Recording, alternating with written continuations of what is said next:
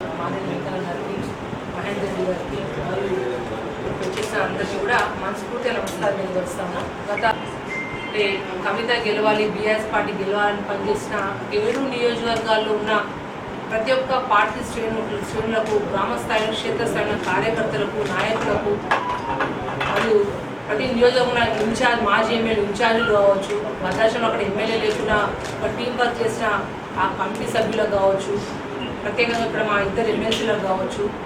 దాంతో ప్రధానంగా వద్దిరాజు రవిచంద్ర గారు తను మాకు ఒక పెద్ద దిక్కై ఎక్కడున్నా ఏ ఇబ్బంది మమ్మల్ని కోఆర్డినేట్, మా అందరి నాయకులు మమ్మల్ని అందరినీ కోఆర్డినేట్ చేసుకుంటూ ఎక్కడ ఇబ్బంది లేకుండా పూర్తి స్థాయిగా వారు సహకరించినందుకు ప్రత్యేకంగా మీడియా ముఖంగా ఈ 7 నియోజకవర్గాల్లో నేను గెలవాలని పనిచేసిన ప్రతి ఒక్క కార్యకర్తలందరికీ కూడా మనస్ఫూర్తి శిరస్సు నుంచి నమస్కారం తెలియపరుస్తా ఉన్నా. దాంతోపాటు అంటే పోయిన 5 ఏళ్ళు మీ అందరి ఆశీస్సులతో, కేసీఆర్ గారి ఆశీస్సులతో పార్లమెంట్ సభ్యురాలుగా ఈ ప్రాంతంలో ఉన్న సమస్యల వరకు గడం విప్పే బయ్యారం ముక్కు పరిశ్రమ కావచ్చు, లేకపోతే గిరిజన యూనివర్సిటీ, చిరకాల మార్చిన గిరిజన యూనివర్సిటీ కావచ్చు, ఎన్నో అంటే ప్రతి ఒక్క విషయం మీద గడం విప్పే గొప్ప అవకాశం ఈ ప్రాంత ప్రజలు మనస్ఫూర్తిగా నాకు ఆశ నుంచి పార్లమెంట్కి పంపించిన 5 ఏళ్ళు. కరోనా లాంటి క్లిష్టమైన సమయంలో కూడా అంటే ఈ 5 ఏళ్ళ టైంలో అటువంటి 2 ఏళ్ళు వచ్చినా కూడా అటువంటి టైంలో కూడా ఎప్పుడు వెనుక తగ్గకుండా ఈ ప్రాంతంలో నా శక్తి వంచన లేకుండా ఎక్కడ ప్రజలకి నా అవసరం ఉందనుకుంటూ ఒక పార్లమెంట్ సభ్యురాలుగా నేను పూర్తి స్థాయిగా పనిచేశానని నేను భావిస్తా ఉన్నా. కానీ ఇవాళ రాష్ట్రంలో ఒక మహబూబాదే కాకుండా రాష్ట్రంలోనే ఒక వేవ్లో అంటే అనుకున్న దానికంటే బీఆర్ఎస్కి కనీసం కొన్ని సీట్లు వస్తే భావించాం, కానీ అనుకున్న దాంట్లో కంటే కూడా ఇవాళ ప్రజలు అంటే అందరు మార్పు అని అనుకున్నారు, కానీ ఆ మార్పు అయితే ఏందో అది ప్రజల్లో కనబడలేదు, ప్రజల్లో అది భావించలేదు. స్పష్టంగా ఈ పార్లమెంట్ ఎలక్షన్స్లో కనబడ్డది. ఏదన్నా ప్రజాక్షేత్రంలో ఉండేవాళ్ళం, ప్రజల సమస్యల కోసం పోరాడే వాళ్ళం. ఇవాళ ఎంపీ ఉంటేనో లేకపోతే ఎమ్మెల్యే అయితేనే ప్రజలకు సేవ చేయాలనే భావంతో ఉండేవాళ్ళం కాదు. వాళ్ళ గెలిస్తే ఉప్పొంగిపోయేవాళ్ళం కాదు, ఓడిపోతే కుంగిపోయేవాళ్ళం కాదు.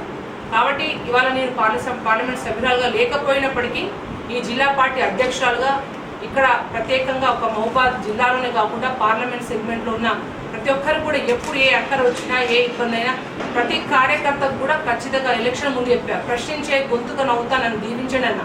కానీ ఇవాళ ఎలక్షన్స్లో రిజల్ట్ వ్యతిరేకంగా వచ్చినప్పటికి కూడా అదే విధంగా ప్రజలు ఏదైతే ఆకాంక్షించిందో, ఏదైతే కోరిందో వాళ్ళ కోరిక తీరే వరకు కాంగ్రెస్ పార్టీ ఇచ్చిన హామీలు నెరవేరే వరకు, ఎందుకంటే వాళ్ళ రాష్ట్రంలో ప్రభుత్వం వాళ్ళ ఉంది కాబట్టి వాళ్ళ ఖచ్చితంగా ఇవాళ ఏదైతే వీళ్ళు రైతు రుణమాఫీ అన్నారు, రకరకాల మహిళలకు 2005 అన్నారు, తులం బంగారం అన్నారు, ఎన్నో అంటే హామీలు ఇచ్చింది. ఈ హామీలన్నీ నెరవేరాలంటే ఎలక్షన్ల ముందైతే ప్రశ్నించే గొంతుగా ఇలా అయినానో ఇవాళ ఎలక్షన్లో రిజల్ట్ రాకపోయినప్పటికీ కూడా ఇదే ప్రశ్నించే గొంతుగా మారి వాళ్ళ ఏదైతే కోరుకున్న కోరికలన్నీ కూడా ఆంక్షలు తీరే వరకు కూడా అందరం వేదిక మీడియా ముందు కూర్చొని ప్రతి ఒక్కరు కూడా ఒకటే గళమే కూడా ప్రజల పక్షాన పోరాటం చేస్తామని చెప్పి మేము విజ్ఞప్తి చేస్తా ఉన్నా.